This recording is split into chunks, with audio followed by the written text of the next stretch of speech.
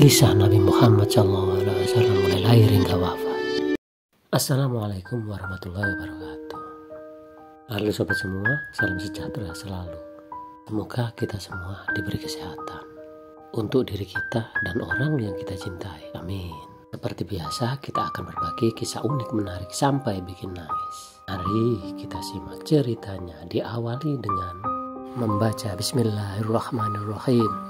Perjalanan hidup Nabi Muhammad SAW menjadi tauladan dan penuh hikmah di dalam kehidupan manusia, terutama manusia umat Islam seluruh dunia.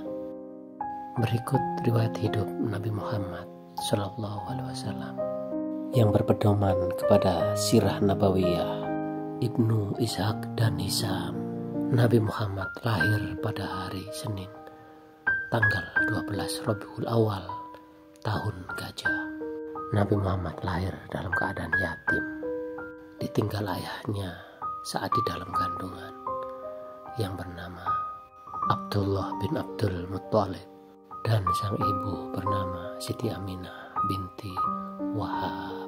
Pada saat itu semua orang di Mekah sangat bergembira dan bersyukur, dan sang kakek Nabi Muhammad SAW, Abdul Muttalib, sangat senang sekali karena cucu pertamanya telah lahir setelah Nabi Muhammad umur 6 tahun, ditinggal mati oleh ibunya. Kini Nabi Muhammad yatim piatu dan dicarikan ibu susu yang bernama Halimah. Saat bersama Halimah, tiba-tiba Nabi Muhammad didatangi oleh malaikat, dan malaikat tersebut membawa Nabi Muhammad SAW dan membelah dada Nabi Muhammad SAW dan dibersihkan dari sifat iri, dengki, sombong. Setelah Nabi Muhammad yatim piatu, diasuh oleh kakeknya yang bernama Abdul Muttalib selama 2 tahun. 2 tahun kemudian kakeknya meninggal dan diasuh oleh Abu Thalib. Nabi Muhammad diasuh Abu Thalib, diajak berdagang hingga umur 25 tahun. Pada saat umur 25 tahun, Nabi Muhammad menikah dengan saudagar yang bernama Siti Khadijah binti Khuwailid bin Asad. Siti Khadijah memiliki nasab yang baik. Dengan mahar 20 unta betina muda, Rasulullah menikah dengan Siti Khadijah. Rasulullah tak menikah lagi hingga Siti Khadijah wafat. 20 tahun kemudian setelah kematian istrinya Siti Khadijah, sekitar umur 40 tahun, Nabi Muhammad melakukan jihad di Gua Hira menyendiri. Dalam kesendiriannya tiba-tiba malaikat Jibril muncul dan menyampaikan wahyu dari Allah Subhanahu wa Ta'ala. Hari itu bertepatan 17 Ramadan, dan wahyu tersebut adalah Al-Alaq 1-5. Dan mulai saat itu Nabi Muhammad SAW mulai dakwah secara sembunyi-sembunyi selama 3 tahun. Di kala itu Nabi Muhammad mengajak orang terdekat, Abu Bakar As-Siddiq, Ali bin Abi Thalib, Zaid bin Haritsah mantan budak Nabi Muhammad, dan Siti Khadijah binti Khuwailid yang juga menjadi istri Nabi Muhammad SAW, yang dikenal sebagai As-Sabiqunal Awwalun. Siti Khadijah banyak membantu dakwah Nabi Muhammad, baik harta maupun tenaga. Nabi Muhammad mendapat perintah dari Allah untuk dakwah secara terang-terangan, tetapi Nabi Muhammad oleh orang Quraisy dihina, dicaci, diolok-olok, dianggap orang gila dan sebagainya. Tetapi Nabi Muhammad tetap teguh pada pendiriannya untuk menyebarkan agama Allah Subhanahu wa Ta'ala. Akhirnya Nabi Muhammad menaiki Bukit Safa untuk melakukan dakwah kepada seluruh kaum Quraisy. Ketua kaum Quraisy yang bernama Umar bin Khattab akhirnya masuk Islam. Sejak kedatangan Umar, dakwah Nabi Muhammad lebih tenang.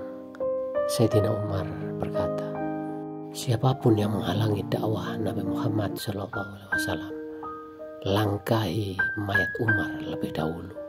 Sejak Sayyidina Umar masuk Islam, kaum muslimin pun bertambah banyak dan menyeluruh hingga 50% penduduk Mekah. Pada akhir dakwah di Mekah, setelah itu Rasulullah melakukan Isra Mi'raj bersama malaikat Jibril dengan menaiki buruk dari Masjidil Haram ke Masjidil Aqsa.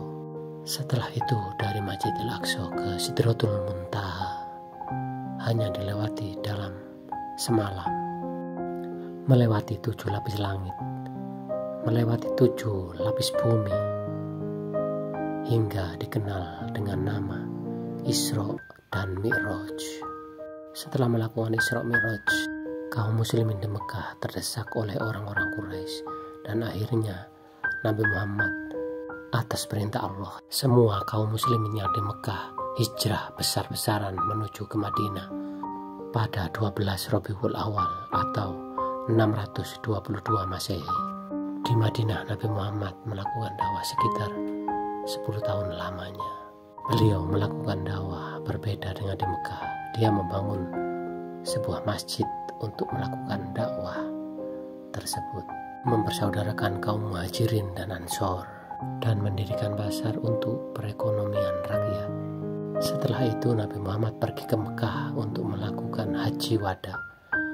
Ialah haji yang pertama kali dilakukan oleh manusia Islam pada saat itu. Beliau juga menyampaikan khutbah terakhirnya pada haji tersebut. Setelah pulang dari haji wada, Rasulullah sakit. Sakitnya bertambah parah, panasnya bertambah tinggi, dan akhirnya beliau pun wafat pada usia 63 tahun, tepatnya pada tanggal 12 Rabiul Awal 11 Hijriah. Semua merasa kehilangan, dan semoga kita di Yaumul Qiyamah nanti dipertemukan kembali, dikumpulkan kembali dengan Rasulullah Shallallahu Alaihi Wasallam, dan semoga kita mendapat syafaat dari beliau dan sama-sama menuju surganya Allah Subhanahu wa Ta'ala. Amin. Dari cerita ini hendaklah kita selalu bersolawat dan salam kepada junjungan kita Nabi besar Muhammad Shallallahu Alaihi Wasallam, karena beliau selalu membela kita, menolong kita mulai dari dunia sampai akhirat kelak. Semoga kita selalu berada bersamanya hingga surga nanti. Yang like dan subscribe semoga masuk surga. Amin.